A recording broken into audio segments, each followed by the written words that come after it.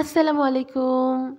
আজকে আপনাদেরকে অনেক মজার একটা গল্প শোনাবো এবং শেষে কিন্তু আপনাদের জন্য একটা মেসেজ থাকবে।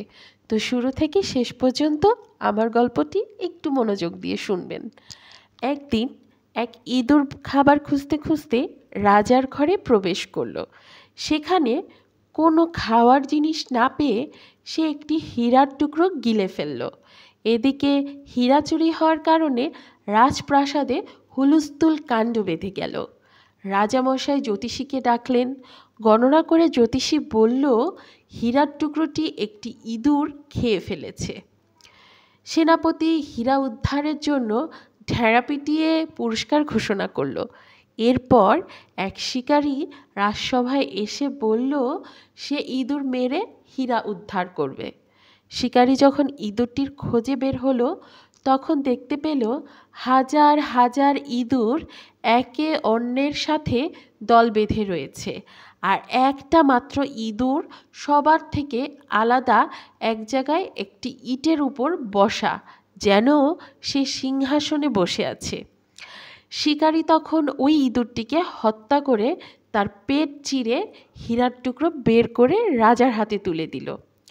রাজামশাই অনেক অনেক খুশি হয়ে শিকারীকে তার প্রাপ্য পুরস্কার বুঝিয়ে দিয়ে জিজ্ঞাসা করলেন, হাজার হাজার ইঁদুরের মধ্যে তুমি কিভাবে বুঝলে যে ওই ইঁদুরটাই হীরা চুরি করেছে? শিকারী মৃদু হেসে জবাব দিল, এটা খুবই সহজ, এটা খুবই সহজ মহারাজ। মূর্খ যখন হঠাৎ বিত্তবান হয়ে যায় তখন নিজেকে অন্যের থেকে আলাদা মনে করে, নিজের জাতির সঙ্গে চলাফেরা এবং মেলামেশা বন্ধ করে দেয়। এই মূর্খ ইঁদুরটাও তাই করেছিল, হীরা চুরি করে নিজেকে সবচেয়ে ধনী এবং ইঁদুরের রাজা ঘোষণা করে আলাদাভাবে বসেছিল। নীতিকথা কি জানেন?